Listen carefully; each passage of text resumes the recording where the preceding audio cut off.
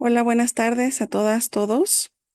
Bienvenidos a esta segunda mesa de este conversatorio sobre educación y diversidad sexual. Esta es la segunda mesa y pues nos acompañan Julio Ríos, Álvaro Carvajal, Mauro Jarquín, Jesús Abraham Suárez y en breve Ana Ligia Alvarado. Vamos a charlar sobre tres preguntas pues orientadoras, ¿no? Detonadoras sobre educación, como les decía, sexual y diversidad. Vamos a comenzar con Julio. Julio es profesor investigador de la Escuela Normal Urbana Federal del Istmo, es doctor en Pedagogía por la UNAM, integrante del Seminario de Educación y Usos Públicos de la Historia y miembro de la Asociación Interdisciplinaria para el Estudio de la Historia de México. Buenas tardes, Julio. Me gustaría preguntarte, ¿cuáles son los cambios históricos más visibles que se han dado en torno a la diversidad sexual en la educación, pero específicamente desde una perspectiva de la docencia y la formación docente? Hola, buenas tardes. Bueno, gracias a quienes están escuchando y por supuesto también a quienes organizaron el evento por la invitación. Yo creo que en torno a esta pregunta, uno de los cambios más notorios que se ha dado, porque sí se han dado cambios, a pesar de lo que se podría quizás en un primer momento asumir, es precisamente el impulso que ha habido, no necesariamente o siempre de la mano de políticas públicas educativas.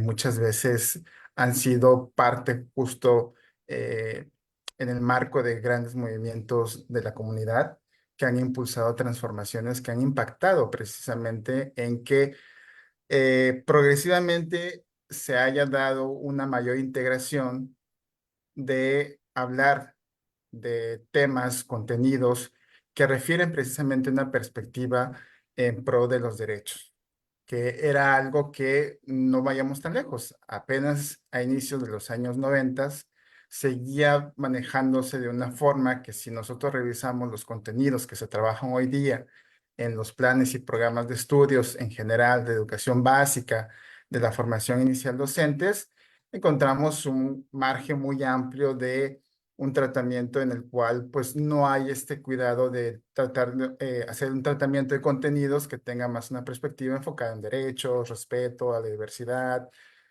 y todos estos, digamos, logros que se han conseguido en estos años, ¿no?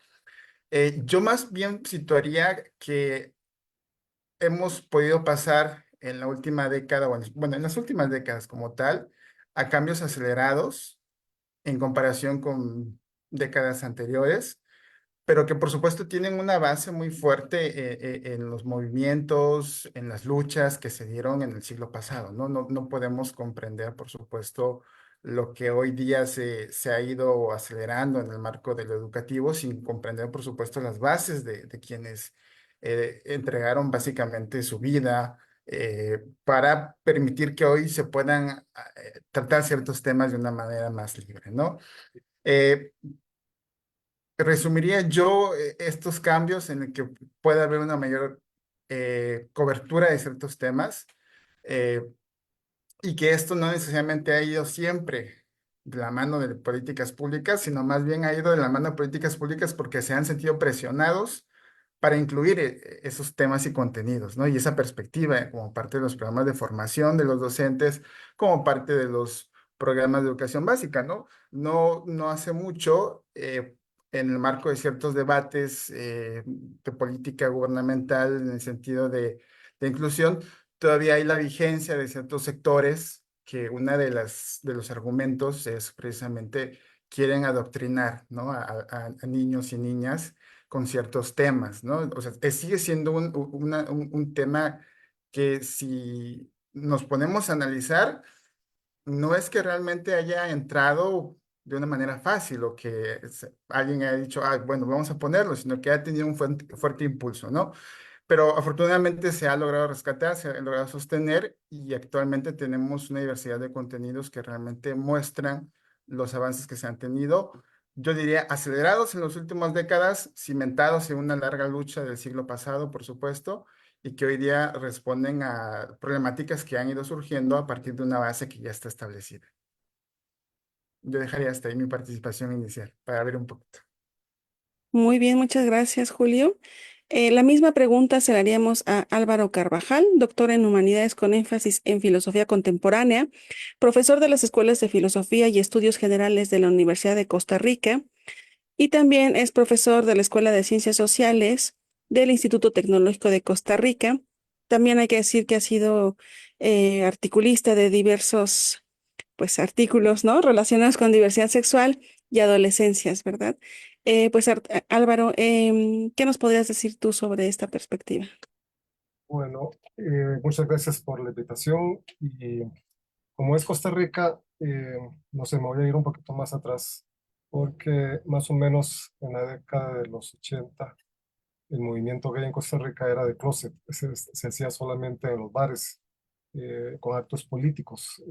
Fue más o menos en los 90 que comienzan a aparecer los primeros grupos. Este, yo monté uno junto con otra gente, un grupo sobre movimiento de diversidad sexual eh, y por el apoyo de la Comisión Costarricense de Derechos Humanos, que impulsó ciertos movimientos.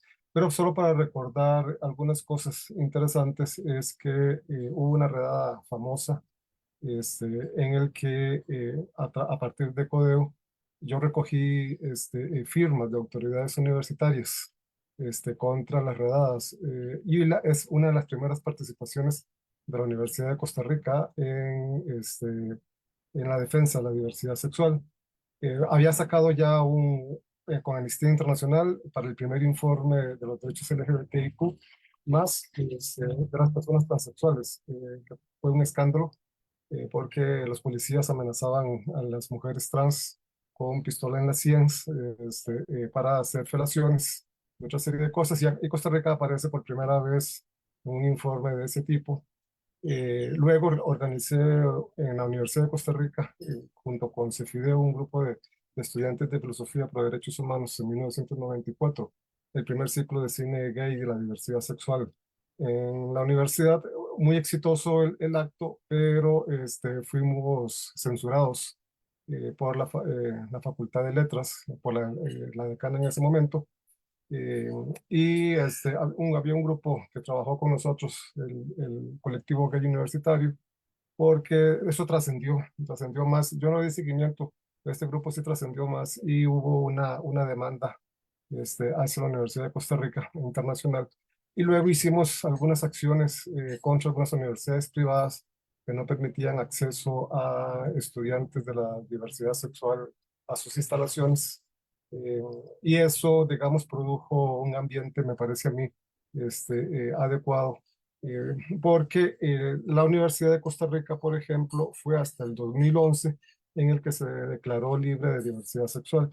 Otras universidades siguieron más o menos ese mismo procedimiento, el Instituto Tecnológico de Costa Rica, pero antes hubo censura también en la universidad, especialmente por una exposición de desnudos masculinos en la biblioteca de la universidad, y así por el estilo. A las universidades les costó aprender, ¿verdad? Porque sí hubo como muchos movimientos, ¿verdad? Hoy en día en las universidades están declaradas libres de homofobia, libres de transfobia, lesbiofobia, etcétera. Es un lugar libre de discriminación y entonces ha trascendido mucho. A nivel de primaria y secundaria, pues hubo una discusión muy fuerte, pero fue a partir de algunos partidos políticos en donde había población LGBTIQ militando, aparte de la acción del movimiento social, pero me parece a mí que es más por la incidencia de personas dentro de los partidos, en 2015 se logra la declaración de que el sistema educativo está libre de discriminación, de homofobia, transfobia y demás. Y eso produjo, digamos, un cambio muy sustantivo, porque además se han redactado los protocolos del acoso, o sea, una serie de cosas que se han dado en este proceso. Luego también otro asunto fue las primeras marchas del orgullo gay, que en Costa Rica fueron muy muy pequeñas, pero hubo un momento en el que presidentes y instituciones hicieron declaraciones muy anti-gays, y la población de la diversidad sexual y los amigos y familiares salieron a las calles en la primera gran manifestación del orgullo gay por ahí del 2015-2016. Digamos, se vio una gran fuerza, una gran manifestación. Todo ese contexto me parece a mí, porque no son elementos aislados, no es solamente la presión de los gays, o sea, son una serie de elementos, me parece a mí un contexto adecuado que produce la emergencia de la abolición de la discriminación desde el punto de vista institucional. Digamos, hoy en día estas cosas funcionan muy bien, pero eso lo podemos dejar para las siguientes preguntas. Sí, muy bien, muchas gracias, Álvaro. Y la misma pregunta para Mauro Jarquín, que es politólogo por la Facultad de Ciencias Políticas y Sociales. Él ha colaborado en diversas publicaciones nacionales e internacionales y también en la revista Memoria del Centro de Estudios del Movimiento Obrero y Socialista de México. Mauro, ¿cuál es tu visión de los cambios históricos más visibles que se han dado en torno a la diversidad sexual en la educación, pero específicamente desde una perspectiva de la docencia y la formación docente? Adelante, buenas tardes. Buenas tardes. Primero, gracias por la invitación, compañera Amanda, compañero Rogelio, y saludos a todos quienes están ahorita. Lo que ha planteado tanto Julio como el profesor Álvaro me parece muy importante porque nos recuerda en esencia que los cambios en el sector educativo, no únicamente hablando en términos del reconocimiento de la diversidad sexual, sino en general en el avance, digamos, de proyectos o formas progresistas, democráticas o con la perspectiva de justicia social. Son producto de procesos mucho más amplios, ¿no? De procesos estructurales. Y creo que es un punto fundamental iniciar porque muchas veces cuando discutimos prácticamente cualquier tema en educación, como que iniciamos de adentro hacia afuera, ¿no? Como si la escuela tuviera una especie de fuerza centrífuga en la cual en la educación se generan los cambios y eso se irradia en la sociedad, lo cual al final de cuentas puede ser hasta una visión de alguna manera conservadora de la propia educación. Creo que cuando hablamos de esto es importante retomar el contexto en el que estamos y como decía, las dos intervenciones que me precedieron me parece que son muy interesantes. Además, el contexto de Costa Rica me parece muy importante también.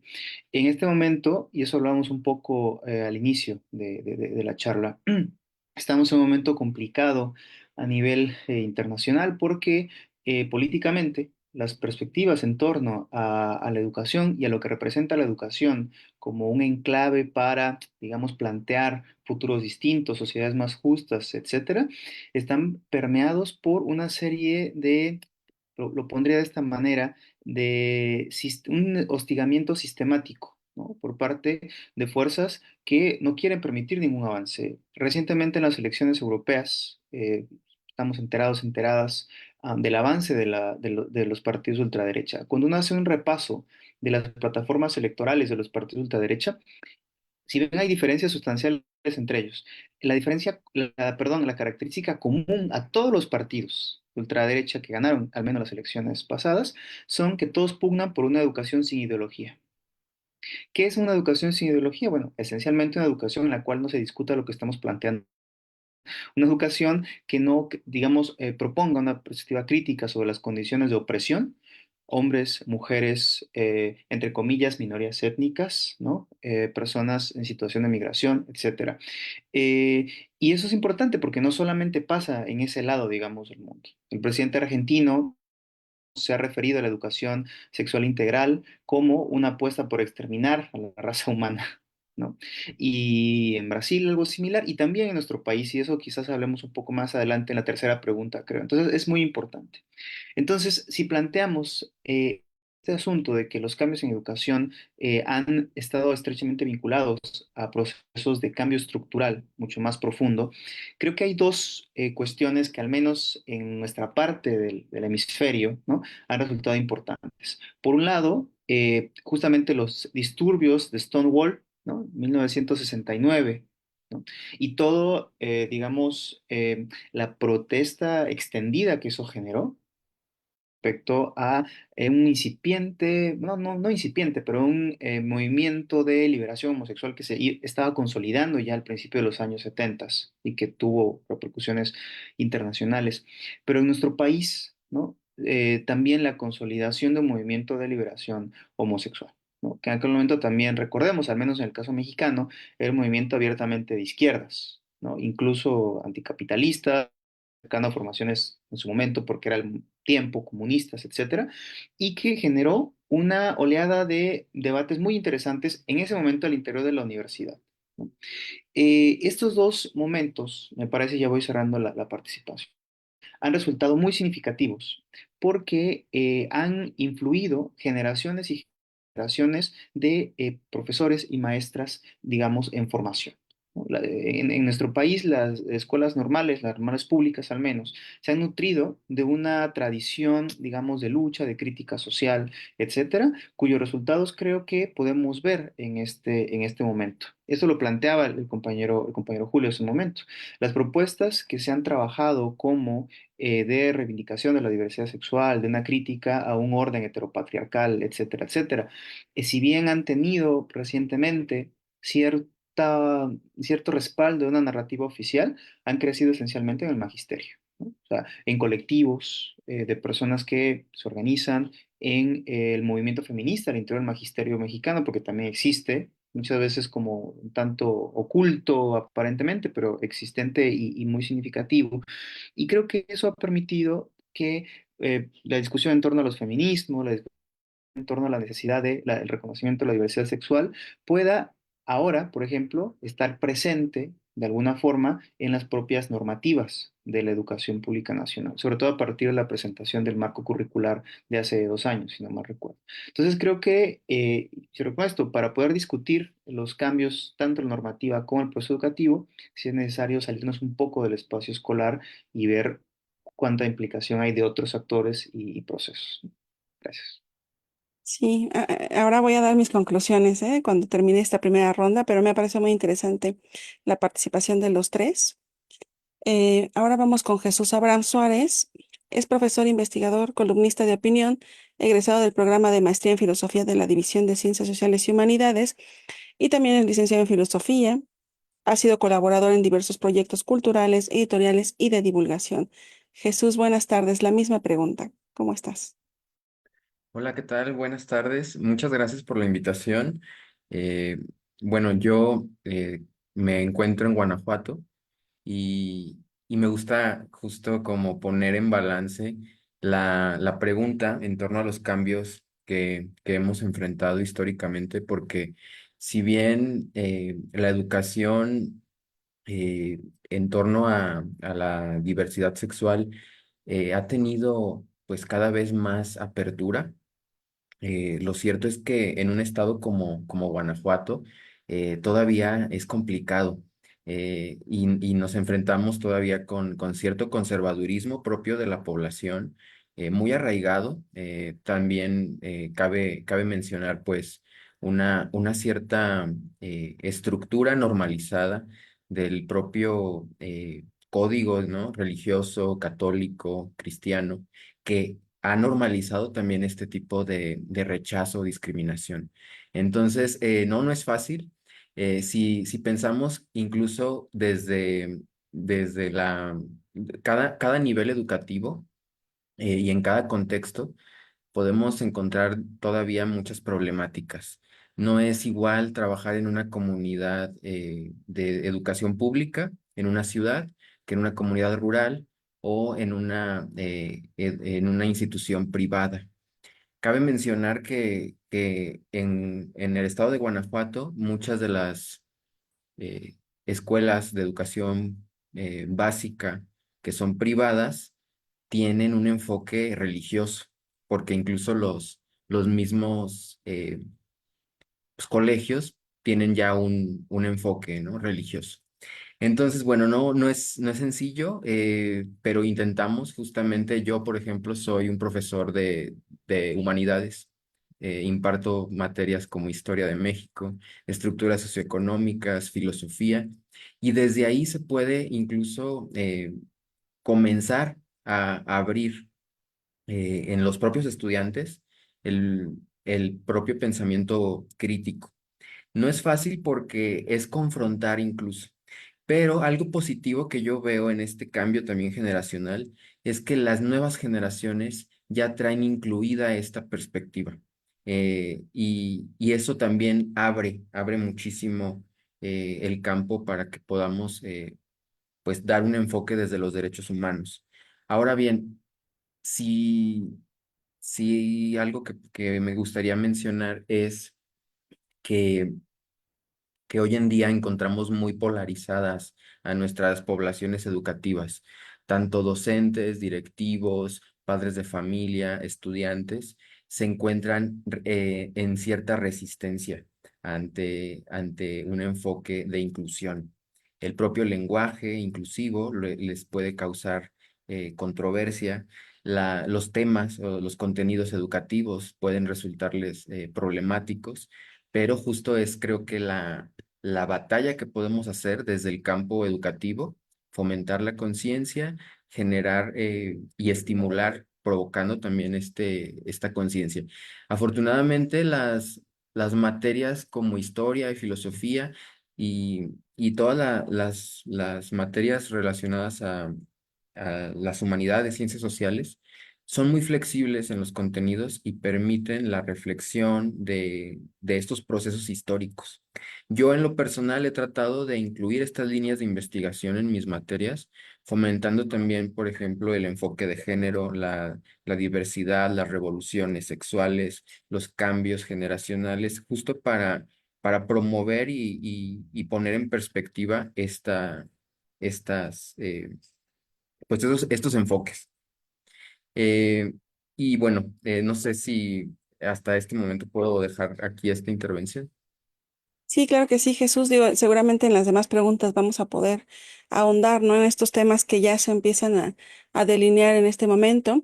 Y pues ahora voy a presentar a Ana Ligia Alvarado Martínez, que es pasante en licenciatura en Filosofía por la Facultad de Filosofía y Letras de la UNAM, y sus líneas de investigación han sido filosofía y educación con una práctica y experiencia docente desde hace 10 años y trabajando directamente con las infancias en la práctica de la filosofía, ¿no? Desde hace 5 años.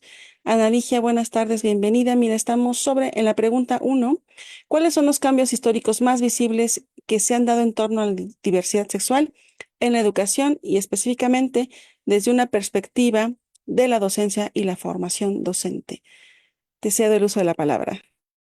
Hola, muchísimas gracias. Bueno, pues poniéndome un poquito también en contexto con todo lo que estaban, bueno, comentando, pues sí, como mencionabas, parte de lo que trabajo y lo que he venido trabajando durante este tiempo ha sido con infancias. Y sobre este tema me parece que, pues desde el panorama que tengo, estos cambios históricos que he podido bueno, que he podido ver a lo largo de la experiencia que tengo, vienen sin duda abordándolos desde pues desde esta nueva eh, educación mexicana, como lo es el hecho de que actualmente se ha abordado la nueva escuela mexicana y pues esta manera de poder educar a las sociedades mexicanas actualmente. Y el hecho, por ejemplo, de los cambios de los libros de texto, me parece que sería como importante mencionarlo ahora, porque bueno, en este ciclo escolar es cuando estos libros de texto han venido y han tenido y han sido bastante polémicos, sobre todo pues ahí pues echando un clavado de cuáles serían como en qué grados y de qué manera se aborda este tema de diversidad sexual. Es interesante pues ver que, por ejemplo, hay algunos temas donde se aborda pues de manera como bastante eh, intentando visibilizar, pero también me parece que es un tema que se intenta como cortar demasiado, ¿no? Por ejemplo, en este tiempo que estuve revisando como los libros de texto para ver en dónde podía encontrar estos temas, en los libros de segundo año, encontraba justamente el tema de diversidad sexual, abordando desde solamente la mención de los tipos de familias, abordando pues familias homoparentales, donde de alguna manera pues, se busca pues, integrar a los niños de estos recursos. Y bueno, también se muestran algunas imágenes con las banderas de las poblaciones LGTBI+. Y bueno, pero es importante mencionar que esto solamente es como bastante puesto en algunos conceptos, ¿no? O sea, lo interesante me parecería que sería que esto se pudiera abordar desde la cotidianidad del aula en otros aspectos, no solamente no solo en un espacio donde sea solamente ese tema, ¿no? Como en un taller de sexualidad o demás. Por otro lado, algún otro cambio que podría mencionar podría ser justamente el hecho de estas nuevas aperturas, donde los niños y las niñas ya no tienen de alguna manera estos temas en un tabú, ¿no? Es difícil que tú encuentres o preguntes a las infancias y que ellos no tengan una opinión sobre estos temas. Y es importante pues mencionar esto, ya que pues me parece que el visibilizar eh, la diversidad sexual es muy importante, ¿no? Y justamente darle valor a las voces de los niños y niñas a partir de sus dudas también. Sí, muy interesante, Ana.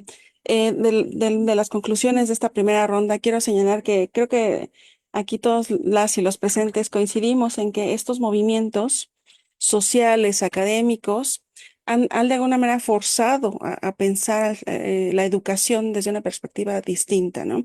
Y hemos llegado a evolucionar y hablar ya educación sexual integral, ¿no? Que al final del día la UNESCO sí lo reconoce como un derecho, ¿no? Autónomo y que es muy importante para prevenir enfermedades, violencias y también otro tipo de cuestiones, ¿no? Incluso la propia decisión, ¿no? Sobre la sexualidad eventualmente. Y por supuesto que recomiendan desde las más tempranas edades, ¿no? De conformidad con la propia maduración, ir de alguna manera introduciendo estos temas, ¿no? En los programas docentes, ¿no?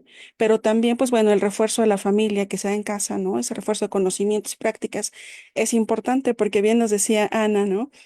Pues las infancias no son ciegas ni son tan acríticas, ¿no? Por supuesto que viven una realidad y ven cosas, ¿no? Entonces, la idea es explicarles de la mejor manera, darles herramientas para que tengan estos elementos críticos y que luego vayan desarrollándolos y se hagan su propia idea, ¿no? De felicidad, de familia, de desarrollo humano.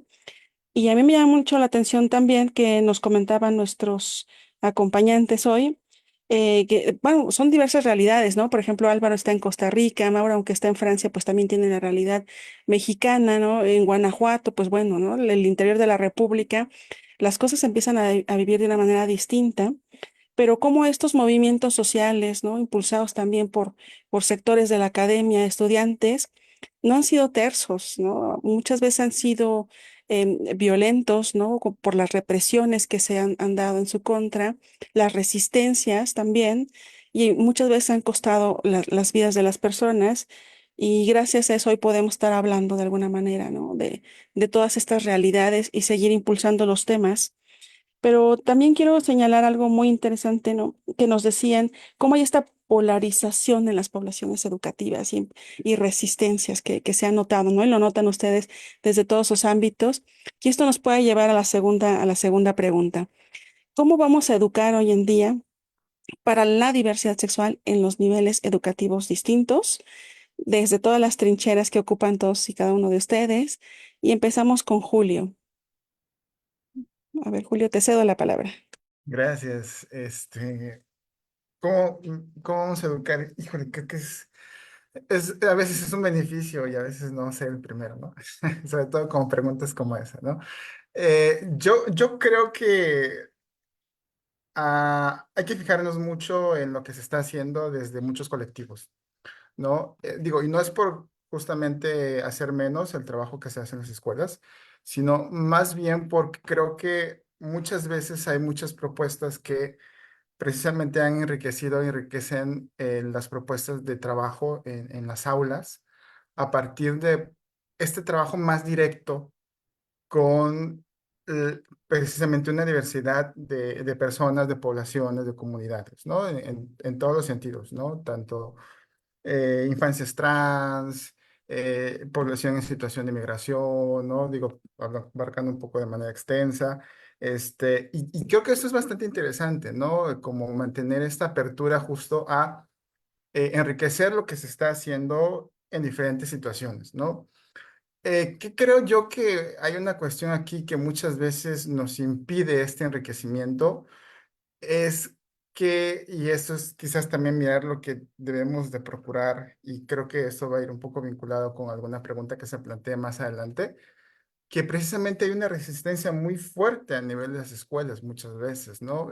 Digo, aquí estamos, quizás digo, estamos, me planteo lo que yo me he comentado, hablando un poco de esta parte de lo que se ha avanzado y cómo se ha avanzado, pero también hay que mencionar que hay una gran resistencia y me atrevo a decir desde el contexto en el que estoy, que es el estado de Oaxaca, que puede decirse que incluso a veces esa resistencia es mayoritaria, ¿no? Realmente no es realmente que los contenidos, las propuestas, la enseñanza se esté dando de una manera pues tersa, todo está bien, todo está fácil, sino más bien se está luchando a contracorriente, ¿no?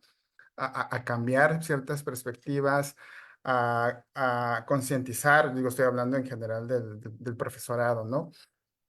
Y en ese sentido, yo creo que justo una cuestión aquí es buscar ese balance entre recuperar propuestas que se están trabajando desde ciertos espacios, que creo que tienen propuestas muy interesantes, y enriquecerlas con lo que se está haciendo en las escuelas y que muchas veces también es omitido, ¿no? Y cuando digo de las escuelas, me refiero al nivel de las escuelas, ¿no? Realmente lo que se trabaja, llamémoslo. Digo, yo como soy pedagogo de formación, me gusta luego utilizar algunos términos, ¿no?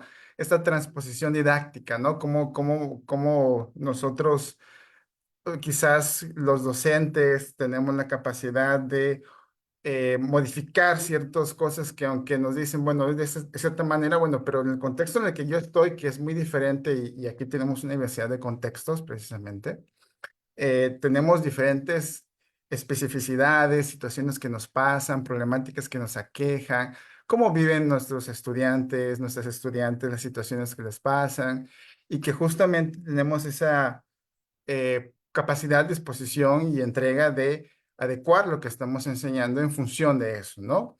Y esto creo que es muy importante porque las investigaciones que tenemos en México, que hay investigaciones en general que tienen que ver con temas de discriminación, violencia, exclusión, nos muestran que una problemática muy grave es justo que muchas veces estas acciones son implementadas por el propio personal educativo, ¿no? Quienes se supone son aquellos que también, digo, muy injustamente muchas veces solamente se les dicen, bueno, ahora aquí va esto y esto es lo que toca ahora, ¿no? Digo, hablando de otros contenidos y otros temas, ¿no? Que tienen que ver con otras cuestiones, ¿no? Pero realmente no hay un proceso integral en el que realmente este proceso en el cual el reconocimiento de los derechos, la introducción de una propuesta, una perspectiva basada en la inclusión, realmente convoque a un trabajo de la escuela como una comunidad que tiene culturas, que tiene formas de pensar, que eso no quiere decir que por supuesto sean las adecuadas siempre, sino más bien lo pongo de ejemplo porque justamente entender eso implica también que hay que hacer un trabajo en el cual esto que nosotros o estas propuestas que nosotros queremos que se trabajen, que sean integradas, que participen, requieren de un proceso realmente de acompañamiento, ¿no? Y de un proceso de apertura que muchas veces tampoco las hay, ¿no? Desde las propias instancias que esperan que se hagan ciertas cuestiones, ¿no? Y ahí es donde volvemos, ¿no? Hay que recuperar lo que se hace en el trabajo diario de los profesores y las profesoras que están luchando en contracorriente, elaborando propuestas específicas de los colectivos, las colectivas que están haciendo trabajo también en ciertos espacios, impulsando propuestas muy interesantes. Por supuesto, también defender la inclusión que se ha hecho en los programas actualmente de libros de texto y los libros de texto, de los contenidos, las estrategias de trabajo, ¿no? Digo, no di una respuesta específica, me fui por lo general, lo admito, pero creo que justo es parte de lo que recientemente se ha dicho, ¿no? No tanto una receta, sino más bien un compendio de, pues, si queremos llamarle buenas prácticas o aproximaciones que nos permitan realmente comprender desde dónde entrar a esta situación. Ya, perdón, me estaba pasando. No te preocupes. Sí, el tema no es sencillo, ¿no? Pero Álvaro, ¿tú qué perspectiva tienes, qué estrategias, qué líneas ves para educar para la diversidad sexual en los diversos niveles educativos?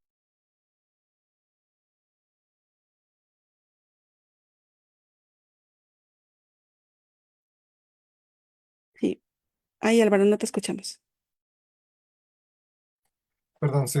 Yo quiero, antes de responder, quiero resaltar dos ONGs que al interior de la comunidad del LGBT Costa Rica fortalecieron a la población para que saliera a luz pública, para que esas organizaciones tuvieran un rostro, y una voz que pudiera hablar por ellas, porque no lo teníamos, ¿verdad? El ILPES y el CIPAC, ¿verdad? Así impulsan fuertemente el movimiento.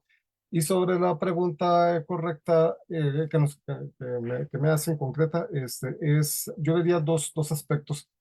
Uno que es la institucionalidad, las disposiciones institucionales, ¿verdad? Porque sin ello no se, es muy difícil actuar, ¿verdad? Los protocolos, las directrices, los decretos ejecutivos, ¿verdad? Que de alguna u otra forma obligan, fomentan la inclusión, la diversidad y la no discriminación en los funcionarios públicos. Porque obviamente hay resistencias, sí, pero las resistencias no pueden violentar, ¿verdad? Esos derechos humanos. Pero por otra, eso implica también que desde la institución escolar, desde el Ministerio de Educación, allá hablando de primaria, obviamente tienen que haber políticas y capacitaciones a los maestros, porque los maestros no están capacitados. Digamos, es un problema, sensibilización, capacitación en la materia, ¿verdad? Y obviamente las formas de proceder, ¿verdad? Los protocolos, y todo eso en el marco de una enseñanza humanitaria, ¿verdad? Sí, en la educación primaria y secundaria en Costa Rica y la educación diversificada, sí, el conflicto entre los padres que dicen que yo soy el que educo a mis hijos y entre las oposiciones religiosas que asumen muchas veces las teorías de la construcción social, ¿verdad? Del género, y dicen que como es una construcción social, entonces la educación va a convertir a sus hijos en homosexuales, transexuales y demás. Es una cosa curiosa, ¿verdad? Que cómo se apoderan del discurso, ¿verdad? De la construcción social y ese conflicto está ahí. Pero lo interesante en Costa Rica es que hay unos cursos de afectividad, de sexualidad y afectividad, que van desde el prekinder hasta la educación diversificada, pasando por una etapa de evolución, ¿verdad? Del desarrollo, pues, creo que es constructivista pelletiano, ¿verdad?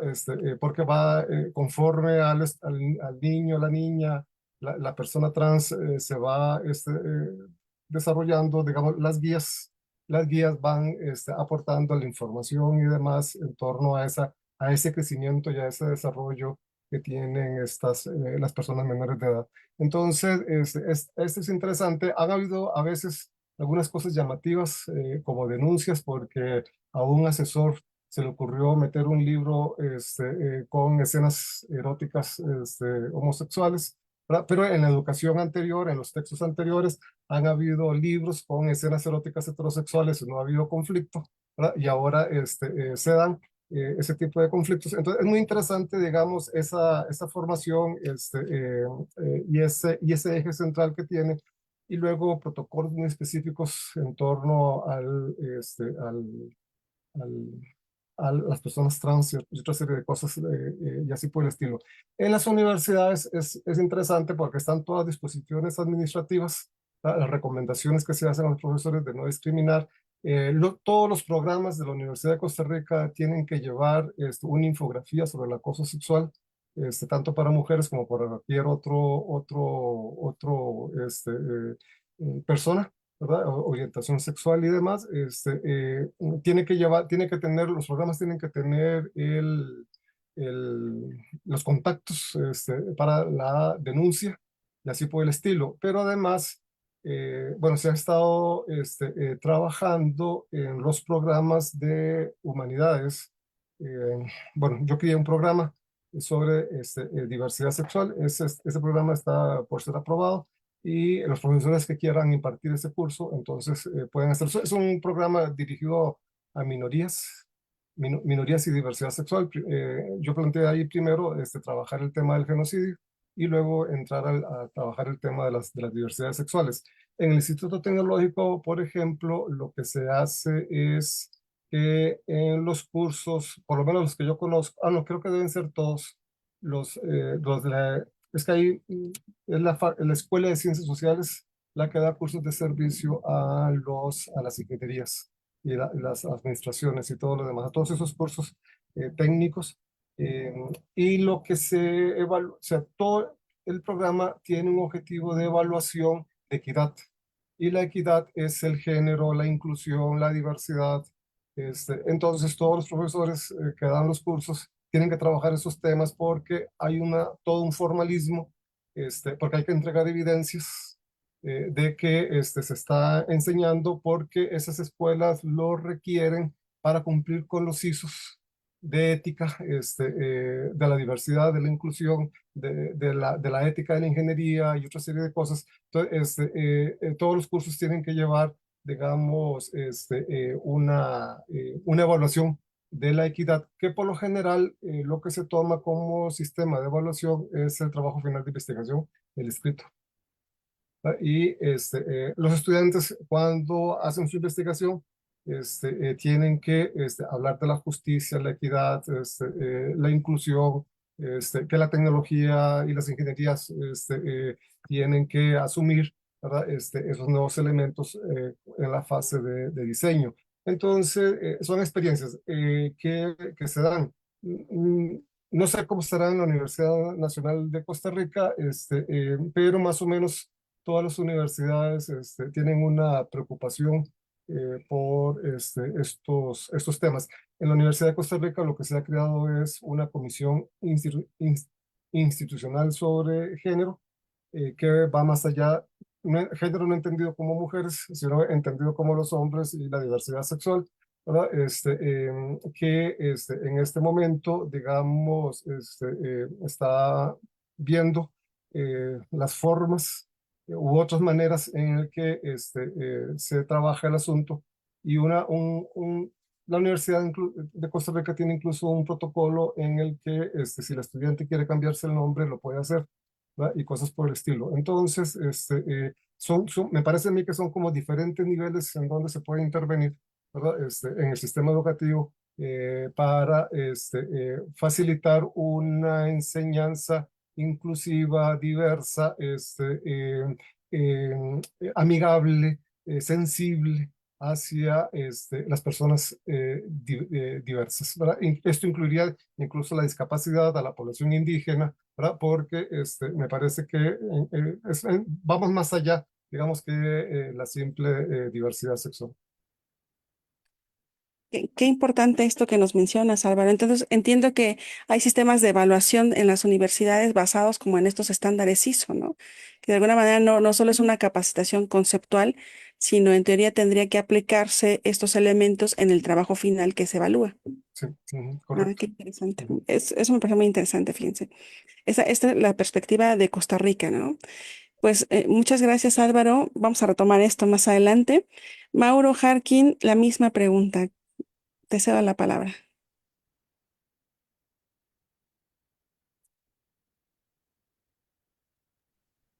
Bueno, creo que Mauro ahorita regresa, pero si no, vamos con Jesús Abraham Suárez.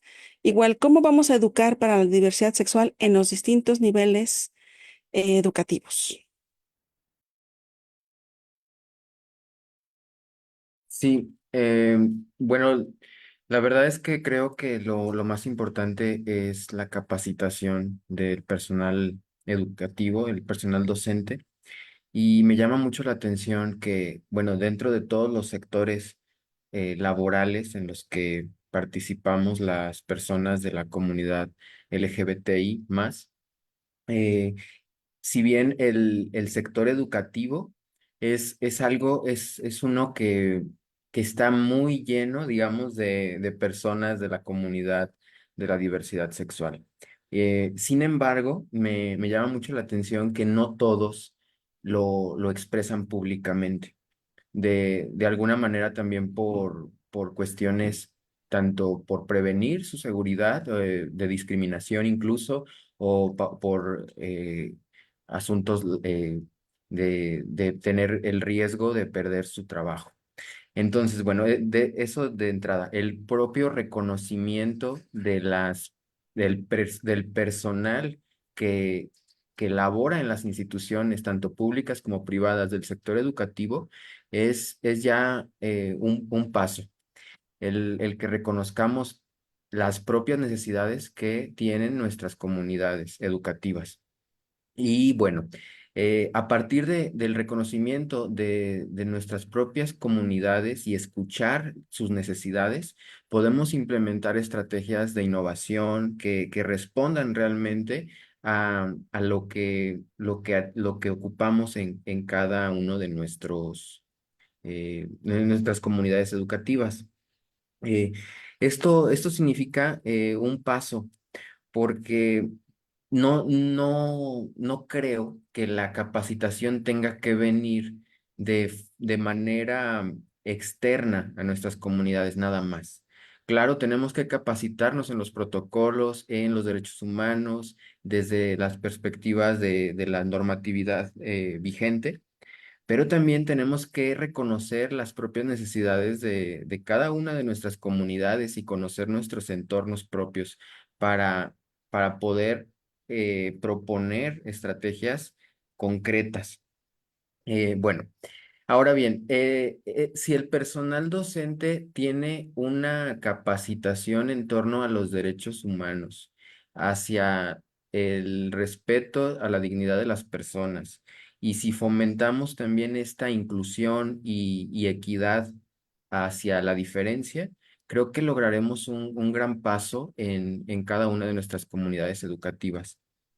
Pero sin duda creo que eso es como lo que podemos hacer nosotros como docentes dentro de nuestras propias instituciones.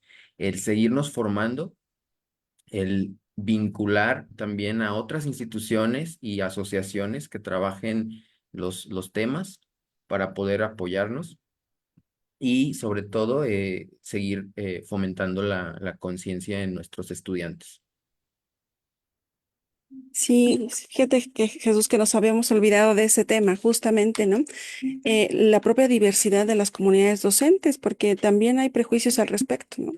Por ejemplo, en algunos niveles más básicos de la educación o más iniciales de la educación, se suele ver mal, ¿no? Que el profesorado ostente una diversidad, principalmente sexual, ¿no? Porque parece que los va a educar para eso, ¿no? Entonces, también todavía hay muchos prejuicios y efectivamente. Hay docentes, por ejemplo, de nivel básico, que ocultan pues esa diversidad en aras de no ser discriminados, efectivamente, ¿no? Es algo que no habíamos tocado, pero eso entonces viene otra fase que yo advierto y que les iba a preguntar más adelante, em, de cómo interviene también las comunidades de padres de familia en esta educación sexual, ¿no? Pero bueno, ya está aquí Mauro, vamos a preguntarle lo mismo. ¿Cómo vamos a educar para la diversidad sexual en los distintos niveles educativos? Sí, bueno, disculpa, se desconectó mi computadora y tuve que acercarme al modo. Bueno, yo creo que sí, es una pregunta muy larga y muy compleja, sobre todo porque habla de los distintos niveles en educación. Porque creo que además, sí, se tiene que comprender los distintos niveles y las distintas formas de educación. No toda la educación es formal, ¿no? No toda la educación es escolarizada. Y creo que cuando hablamos digamos, del reconocimiento y el respeto o no, o su ausencia a la diversidad sexual y en general a cualquier grupo de nuestra sociedad, pues no es únicamente una cuestión que tenga que ver con la escuela, ¿no? Sin embargo, bueno, si planteáramos o esbozáramos mínimamente una especie como de ideas con miras a construir alguna estrategia de intervención, creo que sí se tendría que hablar de un cambio estructural, ¿no? Un cambio estructural, en este caso del sistema educativo, en el cual se tuviera en consideración muchas cosas, ¿eh? O sea, desde el financiamiento educativo, porque de por sí en nuestro país el financiamiento educativo es bajo, ¿no? Entre comillas, inversión por alumno es muy baja en comparación con los países de la OCDE, con quienes siempre nos comparan, ¿no? Y es un poco, entonces no tiene mucho sentido que nos comparen, por ejemplo, en los resultados de pruebas estandarizadas y no nos comparen, por ejemplo, en el nivel de inversión por estudiante o en la relación de estudiantes por docente o maestra. ¿No? Es un uso un tanto extraño, pero bueno, se tendría que atender desde el financiamiento educativo, construir partidas en el financiamiento educativo dirigidas a solventar y atender las necesidades de reconocimiento de las distintas comunidades que se encuentran en nuestro país. Por ejemplo, a través de la construcción de espacios sanitarios neutros, neutrales, que ha sido una exigencia, lo cual es complicado porque en un país en el cual apenas 60% de escuelas tienen acceso a agua potable diariamente, hablar incluso de un sanitario neutro es, en estricto sentido, un lujo, ¿no? Al menos en la gran cantidad, en la mayor cantidad de escuelas de nuestro país. Sin embargo, bueno, creo que ese es un tema. Entonces, tendría que discutir desde el financiamiento educativo, plantea a su momento la formación docente también. Se ha discutido y en las normales, insisto, hay una tradición ahí de lucha social, pero en este punto particularmente yo también ahí coincido. Me parece que es una cuestión en la cual se tiene que trabajar mucho más. O sea, uno puede ver lo que se plantea en el normalismo mexicano y generalmente hay mucha atención, por ejemplo, a cuestiones que tienen que ver con injusticia social en términos de distribución económica, ¿no? Pero generalmente ese tipo de luchas que no solo son distributivas, sino que son también muy enfocadas al ámbito del reconocimiento, son no tan discutidas como otras. Entonces creo que tendría que haber también ahí, digamos, un abordaje sistemático, ¿no? Desde luego que se tendría que intervenir en el diseño curricular, a lo que ya se está haciendo, ¿no? Eh, pero para que el diseño curricular tenga una especie de recontextualización, o sea, llegue a la escuela de la mejor manera, pues se requiere también cambiar el propio gobierno educativo. Y el gobierno educativo en México es un gobierno esencialmente patriarcal, ¿no? La relación entre Estado y sindicatos es una relación corporativa patriarcal, ¿no? Entonces, ¿y en qué sentido me refiero a que sea patriarcal? No únicamente o no en que sean hombres o mujeres quienes estén en los puestos, ¿no? de dirección, porque tenemos una Bester Gordillo, tuvimos una Bester Gordillo, ¿no? Patriarcal, o incluso otro tipo de funcionarios. Am, a lo que me refiero con esto es que son liderazgos que por lo general no construyen diálogo, ¿no? Sino que construyen directrices sobre las cuales se tiene que operar y no hay la creación de un entorno, digamos, de colaboración que pueda conducir a generar una política educativa que atienda a estas necesidades. Ahora bien, decía, esto no es sencillo. Y eso solo hablando en el ámbito educativo formal, pero yo creo que en estos temas la escuela cada vez ocupa menos espacio, ¿no? Respecto a cómo nos educamos o cómo se educan las nuevas generaciones, en términos, por ejemplo, de educación sexual. O sea, eh, yo creo que se tendría que discutir también, por ejemplo, en qué medida podemos echar mano de experiencias como la educación popular, ¿no? Para poder fortalecer en las colonias, en los barrios, en las ciudades, en entornos no urbanos, ¿no? En cualquier lugar, posiciones que beneficien a una sociedad más justa en términos de reconocimiento y distribución material de la diversidad sexual. Pero también, y esto creo que tendría que ser parte de una discusión sistemática y dedicarle muchas horas y después de ahí actuar, porque las industrias culturales son cada vez más importantes, ¿no? Y por industria cultural tenemos desde las películas de Hollywood pues, hasta los canales de pornografía. Y en términos de educación sexual, yo creo que cada vez son más importantes.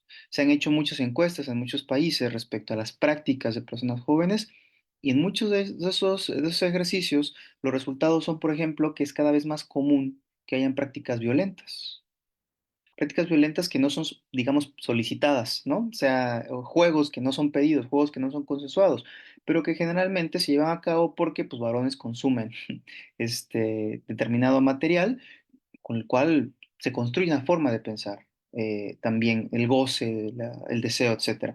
Y yo creo que ahí tendría que haber una disputa también importante. Entonces, creo que es bueno, como decía al principio, una pregunta muy, muy, muy, muy profunda, pero creo que así se inician muchos cambios, preguntándose, cómo hacerlos, ¿no? Entonces, bueno, creo que son dimensiones que sí habría que considerar y pues hay mucho trabajo que hacer. Ujú. Sí, efectivamente hay mucho que hacer, ¿no? Desde la escuela formal de la educación formal hasta la informal, efectivamente.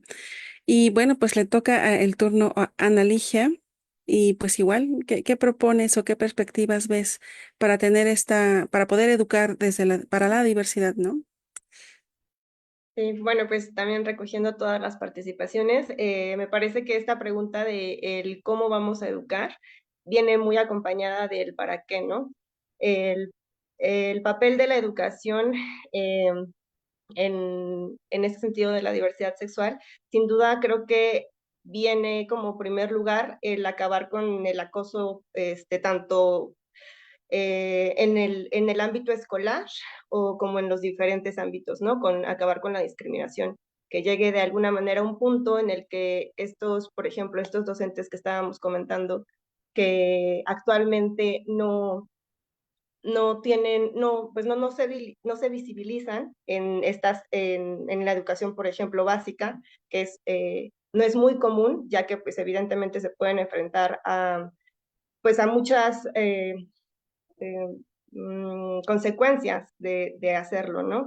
Que van pues desde poder perder incluso su trabajo o sufrir de discriminación, ¿no? Entonces, el llegar de alguna manera a que haya un tiempo en el que las personas no tengan miedo de mostrarse tal y como son, ese creo que sería el principal papel de la educación en este sentido. Y bueno, pues, ¿cómo lo podríamos hacer? Pues una manera que me parece como fundamental actualmente sería, como lo había mencionado anteriormente, pues abordar estos conceptos de diversidad sexual y abordar todas estas situaciones desde la cotidianidad del aula, ¿no? Que no sean cosas aparte, que no existan, bueno, porque de alguna manera, desde mi experiencia lo veo bastante eh, pues estigmatizado en el sentido de que para hablar de sexualidad, digamos, hay talleres de sexualidad o hay espacios donde solamente en esos momentos es donde se tocan esos temas y en otros ya no hay, ¿no? Ya no hay forma de incluir la diversidad sexual en otros ámbitos que se trabajan pues, no sé, durante el trabajo en el aula pues en la elaboración también pues, de materiales didácticos que se trabajen de forma transversal y también pues interdisciplinaria, que de alguna manera pues todos estos pues ejemplos o, que, o formas de que se puedan incluir dentro pues, de otros espacios, en otras materias, ¿no? Por ejemplo. Y bueno, también pues generando pues espacios donde de alguna manera los profesores, como se había, o los docentes también estén capacitados para poder abordar estos temas, porque es importante también pensar que la forma de educar no solamente tiene que centrarse en la educación, pues no sé, de los alumnos o de los estudiantes de diferentes ámbitos que sean, sino que también hay un trabajo de educación pues hacia los docentes y hacia los padres de familia y hacia los otros ámbitos que también pues son partícipes de esta, pues de la educación en las escuelas, ¿no? Sí, muchas gracias, Ana. Vamos con la última pregunta y aquí también es una pregunta difícil. ¿Cuáles son las principales barreras institucionales en la educación formal que dificultan o impiden la creación de entornos más justos e inclusivos en términos de la diversidad sexual? Y aquí pienso en discursos de odio, prejuicios, estereotipos, si tenemos un marco de denuncias y sanciones claras, estos grupos de resistencia a los que hablamos, ¿no? Que incluso pueden ser, pues, padres de familia, ¿no? Sectores religiosos. Y también por ahí mencionábamos, ¿no? Cómo se piensa la imposición de ideologías de género, ¿no? Y a veces entendiendo por ideología qué, ¿no? Que a veces también se tergiversan esos sentidos, ¿no? Alguno le puede llamar ideología de género, ideología sexual, pero también pues puede haber, ¿no? Otro tipo de elementos donde la ideología se transforma, ¿no?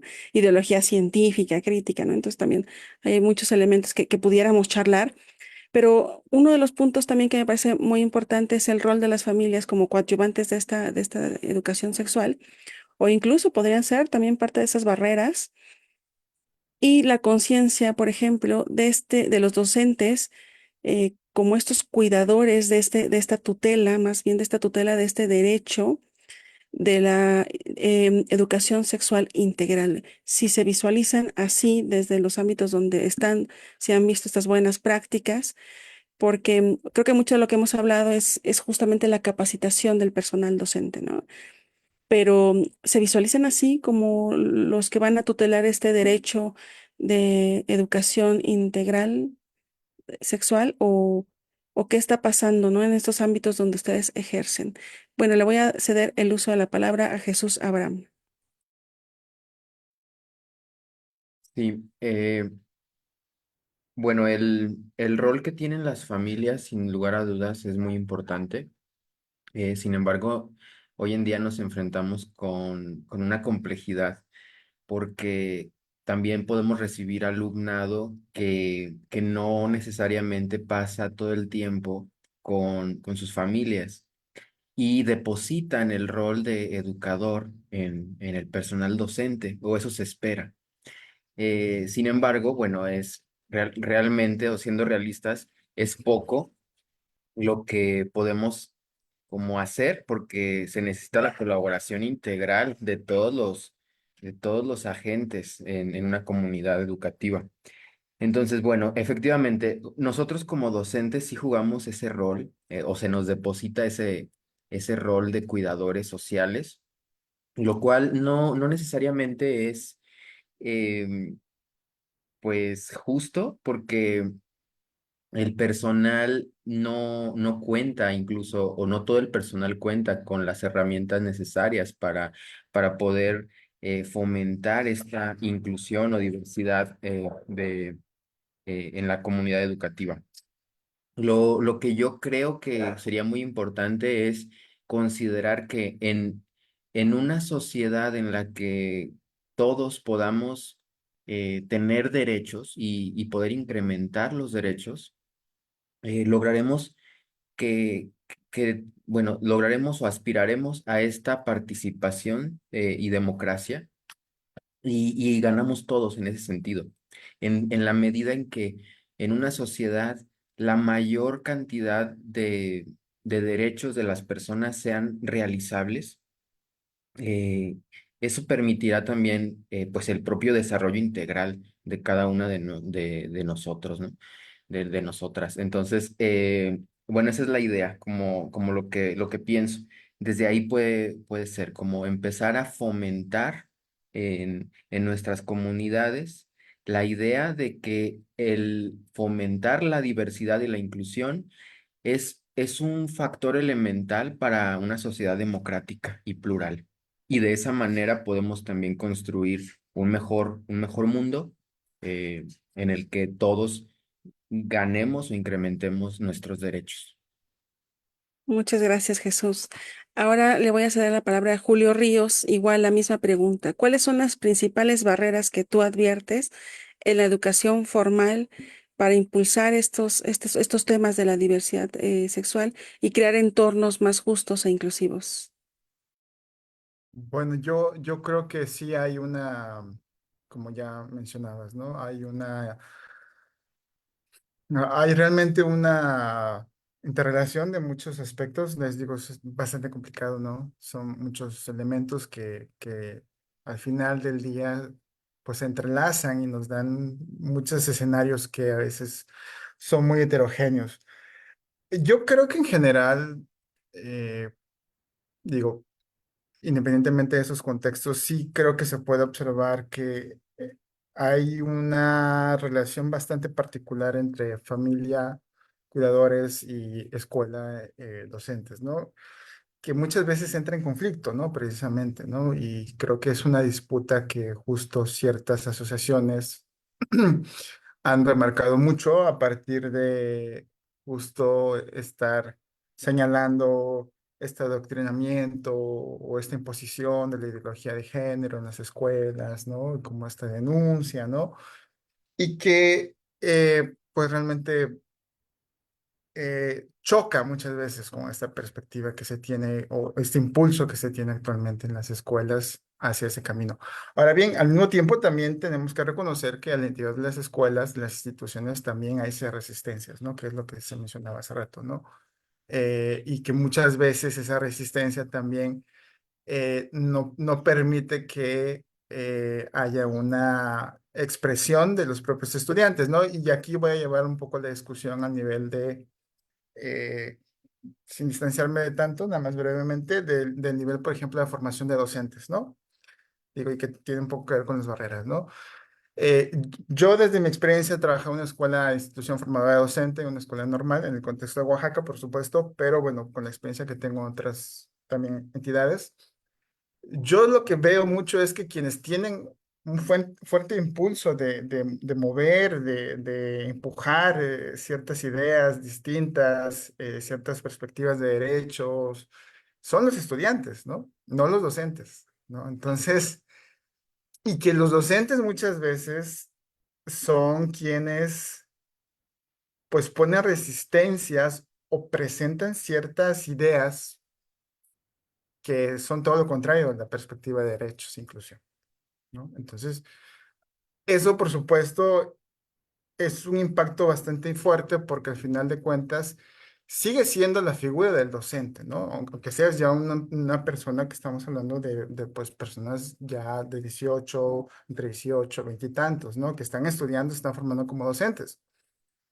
Pero el docente sigue siendo el docente de cierta manera, que te va a poner la calificación, el que te va a aprobar, el que te va, ¿no? Entonces, bueno, ¿cómo le contradices tú que quizás haya alguien o personas que tengan cierto discurso contrario a la perspectiva de derechos y que tú puedas realmente fomentar esta perspectiva al interior de las escuelas, ¿no? En tu proceso formativo, ¿no? Y traslado esto al tema de, volvemos a lo mismo, ¿no? De la educación básica con niños, niñas, adolescentes, porque precisamente yo creo que también ahí hay un aspecto bastante relevante que es justo realmente, y es una pregunta, no tengo la respuesta, ¿no? O sea, ¿hasta qué punto muchas veces estas barreras se juntan, ¿no? Porque a lo mejor hay cierta tolerancia, ciertos aspectos dentro de la escuela, ¿no? Como que, bueno, no hay esos marcos normativos de denuncia porque no hay la intención de crearlos, ¿no? Y entonces, realmente no hay esos espacios para que se puedan denunciar ciertas cosas como mencionabas, ¿no? Entonces, yo creo que hay un trabajo muy fuerte que se tiene que hacer, ¿no? O sea, también creo que hay que reconocer que hay espacios en los que se tienen condiciones muy complicadas, ¿no? Y aquí mismo hay situaciones muy diversas entre países también, entre estados, y que hay un trabajo muy fuerte todavía que hacer y que, bueno, ya en el marco de quizás de lo que avanza esta mesa, pues yo creo que justo espacios como estos nos permiten visibilizar también que hay mucho que hacer todavía, ¿no? Que es una tarea y que es una tarea además que permanentemente amenazada, ¿no? No es algo establecido ya, sino que cada día hay que defenderlo todavía, ¿no? Entonces, bueno, hasta ahí para no excederme el tiempo. Sí, sí, justo, ¿no? Ya nos hablaba Mauro también de estas condiciones, pues, de inversión, financiamiento, incluso hasta infraestructura de nuestra realidad nacional, que puede ser muy complejo. Entonces, a ver si no tenemos lo básico, pues, satisfecho, cuesta mucho más trabajo, ¿verdad? Pensar en innovar, por ejemplo, como nos decía Jesús Abraham, ¿no? Innovar a la medida dependiendo de nuestras poblaciones, claro, ¿no? De nuestros alumnados, buscar, ¿no? Implementar todos estos temas como de manera muy proactiva, ¿no? Y también tratando de implementar la legislación, pues cuesta mucho trabajo, sin duda, ¿no? No somos ajenos a esa realidad, pero como bien dices, ¿no? Pues hay que continuar día a día, ¿no? Esta es una lucha de día a día y seguramente las condiciones van cambiando, a veces mejoran, a veces empeoran, pero al final del día no hay que dejarlo porque porque ¿qué tenemos en el fondo, no? Pues un derecho a la educación que es súper valioso para adquirir otros derechos, ¿no? E incluso para el desarrollo de las personas. Por eso es tan importante seguir hablando de esto. Pero le voy a ceder la palabra a Ana Ligia. Igual, ¿cuáles son las principales barreras que adviertes tú en esta educación formal, Ana Ligia? Bueno, pues sin duda también como que encuentro que una de las principales podría ser pues este vínculo con los padres de familia o con las familias de los alumnos, porque de alguna manera creo que no ocurre distinto en el ámbito donde pues tengo experiencia, que es con los niños. También creo que hay el ansia de saber, el tener una opinión al respecto, existe en ellos, ¿no? Entonces, de alguna manera, en este conocer el mundo, en este asombrarse ante lo que van conociendo e ir indagando mucho más, pues está presente en ellos, ¿no? Entonces ahora, pues la barrera más importante que encuentro es justamente cómo eh, vincular los trabajos que se realizan en el aula o el trabajo que se realiza dentro ya de los espacios educativos con pues las formas en que los padres de familia, digamos, tienen eh, para la educación de los niños, ¿no? Y también cómo, cómo pues hacer de esta parte algo que de alguna manera se pueda pues vincular con con los programas de estudio, pues, con los contenidos que también tienen en sus aulas. Sí, muchas gracias, Ana. No sé, por ejemplo, Ana nos refiere a esta experiencia, ¿no? Con las infancias, ¿no? En estos primeros inicios de la educación formal.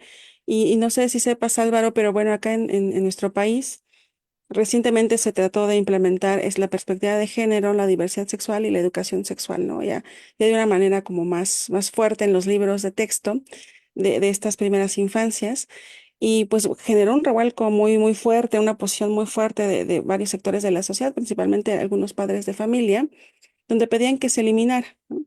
Em, y era muy soft, como nos dice Ana, ¿no? Algunos criticaban la aproximación y los conceptos, pero era como un intento de aplicar esta educación sexual integral en los libros de texto. Y fue muy conflictivo la relación, ¿no? Entonces, aquí hablábamos de recuperar los aportes de otros sectores de la sociedad, pero también tenemos estas complejidades que los sectores de nuestra sociedad, incluso dentro de las propias comunidades de padres de familia, puede haber estos elementos polarizados, ¿no? Unos donde sí adviertan este impulso de educar pues, para tener un desarrollo integral mejor, me refiero al alumnado, ¿no? Pero también otros que advierten que esto no es todavía apto para ellos. Y aquí quiero retomar algo muy importante, por ejemplo, que dice la UNESCO, que esta educación sexual integral, pues es un complemento y no un sustituto de lo que se aprende en los hogares, pero también tener esta educación es una poderosa herramienta para combatir la violencia, el abuso y la discriminación, e incluso promover el respeto por la diversidad, la igualdad y la inclusión. Creo que estas comunidades de padres de familia no han logrado advertir que esto es al final del día una herramienta fundamental para la toma de decisiones de sus hijas e hijos. Pero ¿cómo se vive estas posturas, no sé, desde la experiencia de Costa Rica? Y también la misma pregunta, Álvaro, ¿cuáles son estas barreras que tú advertirías en la educación formal? Sí, bueno, complicado. Para decirlo en pocos minutos, ¿verdad? Bueno, uno, quiero decir que en relación con la pregunta anterior, nosotros en general, como tendencia, no todo el mundo lo hace, vinculamos la educación y el respeto a los derechos humanos a los objetivos del desarrollo humano. Entonces, por ejemplo, todos los proyectos de la Universidad de Costa Rica tienen que contemplar esos objetivos, ¿verdad? Y los informes de gobierno también, las políticas de niñez y adolescencia y de jóvenes, también, digamos, tienen que incluir la diversidad sexual y vincularlo con los objetivos de desarrollo humano. Entonces, eso vuelve operativo, digamos, esa inclusión del tema, ¿verdad? Esto como para resaltar esa otra parte, ¿verdad? Luego, obviamente, ahí dijeron, pues sí, nosotros también tenemos problemas de infraestructura, escuelas muy deterioradas, con problemas de salud, esas cerradas o con orden de cierre por parte del Ministerio de Salud, ¿verdad? Y así por el estilo, que dificulta, digamos, cualquier tipo de trabajo.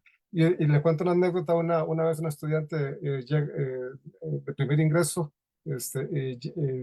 se sorprende, ¿verdad? Dice, es que aquí todo está limpio, todo está ordenado, los pupitres están buenos, ¿verdad? En mi colegio no teníamos nada de esto, ¿verdad? Entonces sí, hay problemas de infraestructura ahí muy fuertes. Digamos, obviamente, y el Ministerio de Educación así lo dice, acabo de leer una política, un pronunciamiento, dice que las personas que no tienen, porque hay diversos estudios que dicen que las personas que no tienen ningún contacto con personas de la diversidad sexual, hablan, pero a partir de prejuicios, ¿verdad? De cosas que no son parte de la vida cotidiana y de la experiencia, y que las personas que dicen que tienen un amigo, una amiga, un familiar y demás que le han aceptado, son como más tolerantes y más abiertos, ¿verdad? A la diversidad. Entonces, parece como que la experiencia es muy importante. Conocemos casos de familias cuyos hijos se han abierto y se han declarado de la diversidad sexual y los han llevado bueno, sobre todo son familias neopentecostales, los han llevado o católicas a veces, a que les hagan un exorcismo, a que los metan en un centro para la educación y demás, ¿verdad? Y hay ONGs, digamos, que reciben a estos jóvenes que han expulsado de las casas, y obviamente el Patronato Nacional de la Infancia tienen que intervenir en esos casos por ley, por obligación, ¿verdad? Entonces, sí, hemos tenido una campaña electoral donde el tema de la diversidad sexual, el matrimonio, fue uno de los ejes más importantes, ¿verdad? En donde yo me discutí con la posible ministra de Educación sobre estos temas. Y hay una fuerte oposición, sí, de familias neopentecostales, y hay zonas, digamos, de Costa Rica en donde dominan más algunas iglesias neopentecostales, donde por casualidad, por coincidencia, también coincide que ahí se dan los abusos sexuales con mayor fuerza. Sí, no sé cómo abordar ese tipo de familias, porque son como dos puntos de vista dogmáticos completamente distintos a las posiciones críticas de la diversidad sexual, ¿verdad? Sin embargo, a pesar de las críticas, en la negociación política de la campaña electoral pasada, llegó una ministra neopentecostal o evangélica o por ahí, que dijo que iba a revisar todo lo que tenía que ver con diversidad sexual. Hasta el momento creo que no se ha hecho nada, ¿verdad? Pero digamos, si hay una fuerte presión de estos grupos para llegar a estructuras de poder, para poder incidir y revertir los procesos, ¿verdad? Hasta ahora no ha podido hacer. Lo que yo veo es que el movimiento LGBTI de Costa Rica no se está moviendo para prever ese tipo de cosas, ¿verdad? Estamos preocupados por eso, porque no lo notamos, ¿verdad? Entonces, el, la, el, la- es- estos grupos, digamos, tienen un- un- una forma, digamos, un patrón heteronormativo muy fuerte, ¿verdad? Tienen aunque ellos dicen que hay que amar y demás, igual que la Iglesia Católica, ¿verdad? Pero en las prácticas uno a veces ve condiciones muy fuertes. Y lo que pasa es que tampoco hay como un estudio como para que nos diga qué porcentaje es, cuál es la magnitud del problema. Lo que pasa es que son iglesias, son jerarquías, son entes políticos que tienen una influencia en el poder político, ¿verdad? Y hacen alianzas y otra serie de cosas, ¿verdad?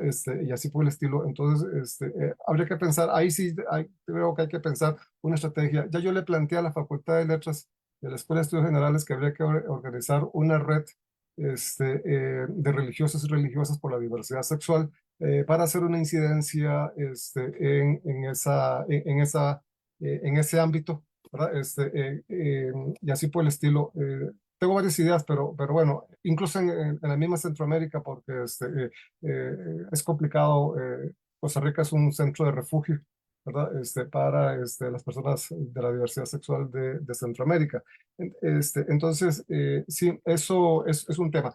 A pesar de ello, ¿verdad? A pesar de ello, a pesar de esa oposición, y a pesar de que tenemos una ministra que probablemente estaría dispuesta a hacer una revisión de toda la política pública en torno a la diversidad sexual, no se ha podido, o sea, ahí siguen los protocolos, ahí siguen las disposiciones. Claro, probablemente no sé cómo estarán funcionando los mecanismos, ¿verdad? Si se activan los mecanismos, los protocolos, cuando hay un caso de discriminación, porque incluso la ministra en algún momento había dicho que lo que había que hacer era fomentar la resiliencia del joven, del niño, de la niña, capacitarlo para que esté en mejor disposición de enfrentar el bullying, ¿verdad? El acoso sexual, ¿verdad? Pero esa no es una forma, digamos, porque no es una responsabilidad de la persona, ¿verdad? Es una responsabilidad del colectivo, ¿verdad? Y es el colectivo el que debe velar porque ese niño, ese adolescente, digamos, se encuentre en un ambiente libre de violencia, libre de agresión, y en donde tenga capacidades, en donde pueda desarrollar sus capacidades para que funcione efectivamente en la sociedad y funcione como un ciudadano que aporte a su grupo. Entonces, creo que ahí los grupos, las organizaciones, las ONGs de la diversidad sexual deberían estar poniendo más atención a este asunto. Claro que en el Ministerio de Educación existen mandos medios que más o menos han resistido, ¿verdad? A estos ataques y demás, pero que sí hay que pensarlo mejor cómo intervenir. Sí, muy interesante, ¿no? Hay que seguir buscando alianzas para poder garantizar este derecho a la educación integral, ¿no? Con esta perspectiva también de derechos humanos, inclusión y, por supuesto, crítica. Pero vamos a ceder la palabra a Mauro Jarquín. La misma difícil pregunta, Mauro, sobre las barreras.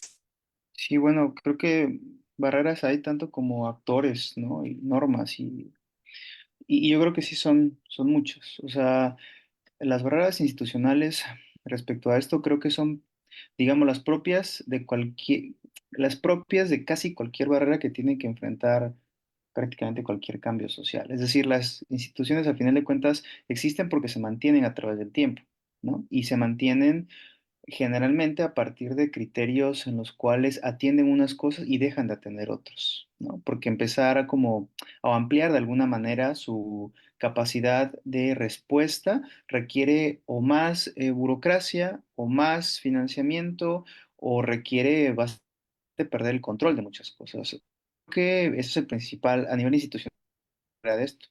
Ahora, yo creo también que una de las vías, a mi parecer, para mí la prioritaria para poder superar esto, sería la vía política.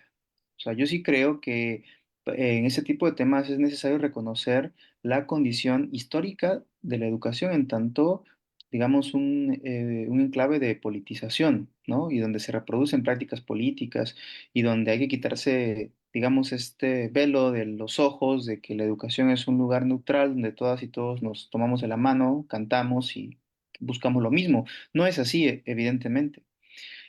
Y yo creo que tiene que ser político porque podrían haber muchas formas mediante las cuales se planteara, digamos, cambiar la institución, ¿no? Una podría ser, por ejemplo, a través de la identificación de profesores, profesoras, directivos, etcétera, que lleven a cabo, pongámoslo así, malas prácticas en su trabajo educativo, ¿no? Y que pueden ser de alguna manera penalizados. De hecho, se planteaba la mesa anterior, ¿no? Que puedan ser penalizados. El tema es que además, ante la ausencia de criterios claros y con un sistema judicial que en el caso mexicano sabemos que es bastante complicado, no parece un camino muy sencillo. Yo creo incluso que considerando que el derecho puede servir, o más bien el uso social del derecho puede servir tanto para favorecer la justicia social como para apuntalar formas de opresión ya existentes, ¿no? Yo creo que en este caso la apuesta tiene que ser política. Lo digo por lo siguiente. Podríamos, por ejemplo, plantear que se construya un sistema de penalizaciones a individuos que incurren en prácticas violentas en contra de la diversidad sexual. Y puede llevarse a cabo en un país quizás donde el sistema judicial funcione de manera correcta. Ok. Pero al mismo tiempo, podríamos tener, como de hecho ya lo tenemos en México, ¿no? Grupos que impulsen iniciativas como el PIN parental, que básicamente, recordemos, lo que decía era esencialmente perseguir a cualquier maestro o maestra que hablara de temas que no eran estrictamente educativos en las aulas. Una iniciativa que está en España, una iniciativa que tiene otro correlato con la llamada Escuelas sin Partido en Brasil, y que es una iniciativa, digamos, de un conjunto de prácticas que lo que buscan es, a través de una especie de lawfare educativo, controlar el trabajo de profesores y profesoras, sobre todo cuando están comprometidas con este tipo de causas. Entonces, yo creo que por eso este tipo de apuestas podrían ser complementarias, pero a mi parecer sí tiene que ser algo político. Y en la política, al final de cuentas, lo que cuenta mucho es, digamos, la disputa a nivel de las ideas.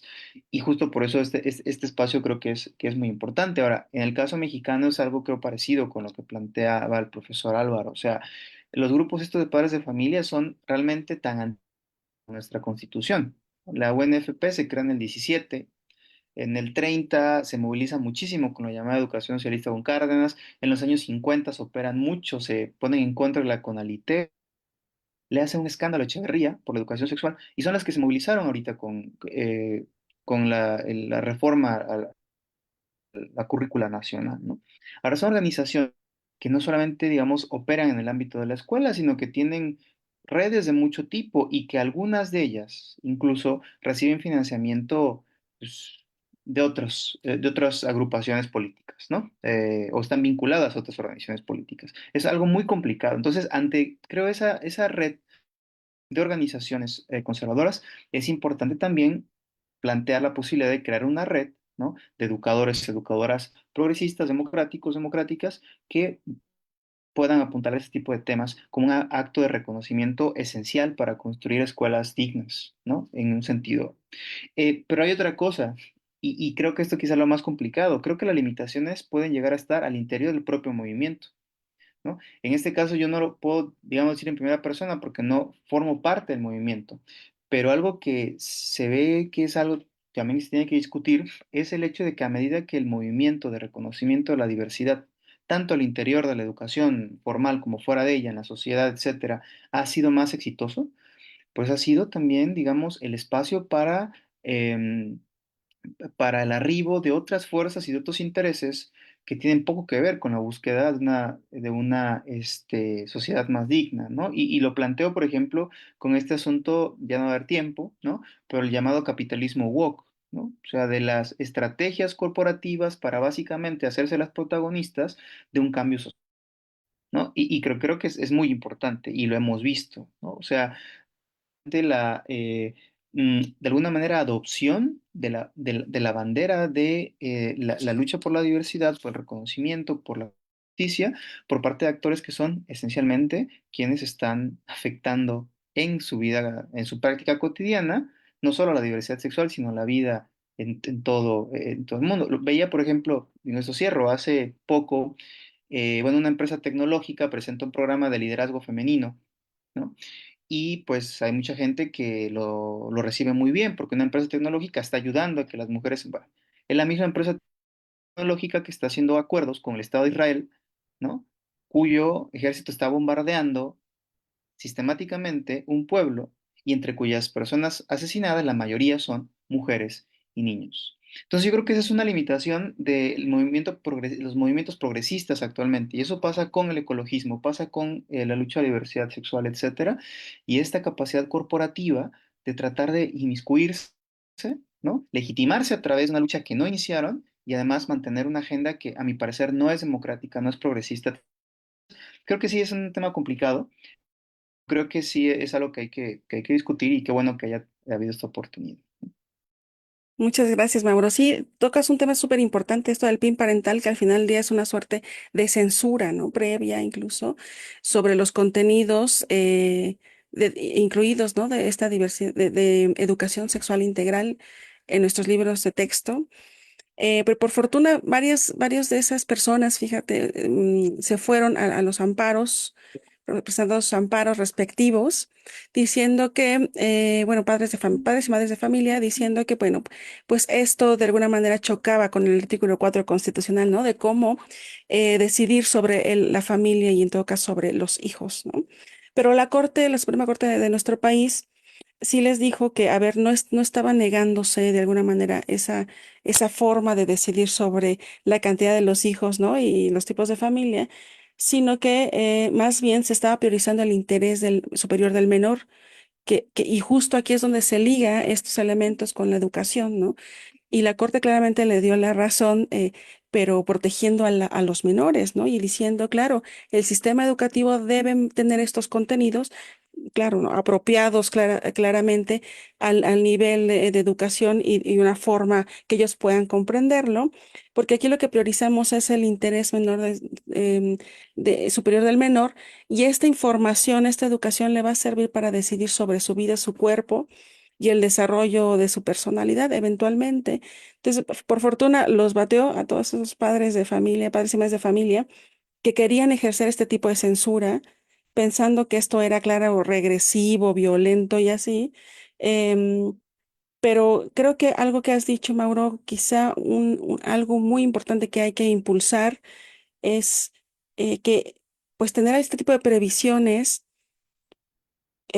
salvaguardas le llamamos, ¿no? Para evitar que este tipo de movimientos regresivos y perspectivas regresivas violatoras de derechos humanos quieran imponer una visión de la educación sin estos elementos, porque al final del día es claro que es importante que las infancias y las adolescencias los tengan por su propio bien, ¿no? Pero la cuestión es que no ha permeado en estos grupos, pues de familia, ¿no? De colectivos de las familias.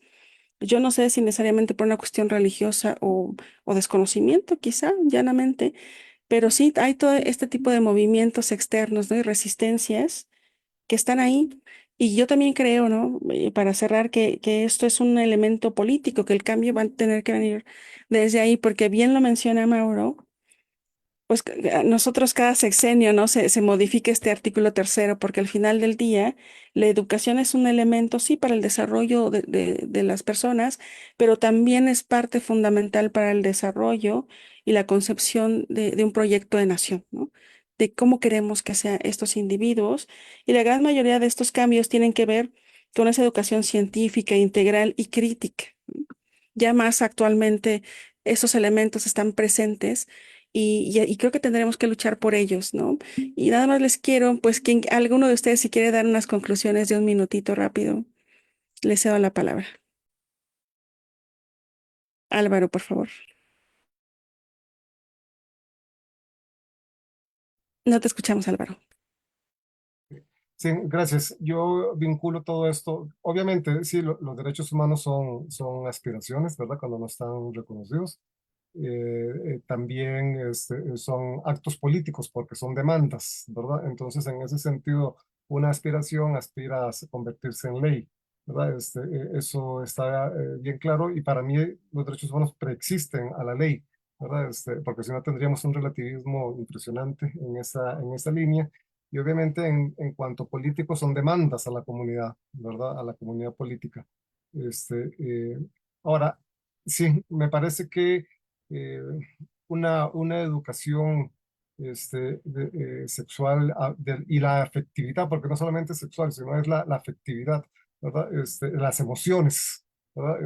Que es muy importante para que las personas decidan por sí mismos. No, digamos, que respeten a otras, ¿verdad? Y que se autorrespeten a sí mismas. Me parece eso muy importante para poder formar ciudadanos, ¿verdad? Plenos en una democracia que se quiera considerar desarrollada. Muy cierto, Álvaro, pero también fíjate, tiene que ver con el autocuidado, ¿no? Ujú, Y correcto. eso es algo que pierden de vista, me parece, estos grupos y estas resistencias, ¿no? Tiene que ver con el autocuidado y el proyecto de vida de estas personas, ¿no? De estas infancias y adolescencias, que si no les damos estos elementos ahora, ¿cuándo los van a obtener, no? Y entonces puede ser que en el paso, ¿no? Terminen siendo violentados o violentando, ¿no? ¿Alguien más que quiera dar sus conclusiones? ¿Mm? Pues bueno, Bueno, Jesús. sí, me gustaría agradecer el espacio y bueno, recordar también que al fomentar la educación en torno a la diversidad sexual, también estamos promoviendo una conciencia colectiva y previniendo en un país como México, que tenemos una crisis de violencia, donde hay una gran cantidad de crímenes de odio, desapariciones forzadas, torturas, y bueno, que gran parte de la comunidad LGBT sigue viviendo discriminación. Vale mucho la pena abrir estos espacios de reflexión y crítica, porque también compartimos nuestras experiencias, pero nos damos cuenta de lo que podemos hacer en nuestras comunidades. Así que agradezco mucho esta oportunidad y me siento muy satisfecho también de este punto de encuentro, porque como han mencionado, pudimos como plantear preguntas y de ahí pues seguimos imaginando otros mundos posibles. Muchas gracias. Gracias a ti, Jesús. Pues bueno, ya no me resta más que agradecer su tiempo, su atención. Y pues bueno, sigamos platicando de esto, reflexionando. Fueron diversas pues versiones, perspectivas de diversas latitudes de nuestro país y Latinoamérica que nos van a ayudar a construir, como dice Jesús, ¿no? Mejores soluciones e innovar, ¿no? A la medida para nuestras poblaciones y buscando siempre lo mejor para nuestra sociedad y nuestro país. Pues les agradezco muchísimo su atención, su tiempo y recuerden que a las 3 regresamos con la tercera mesa de este conversatorio. Muy buenas tardes a todas, todos, todes. Que estén muy bien. Muy bien, Gracias. hasta luego. Buenas Gracias. tardes.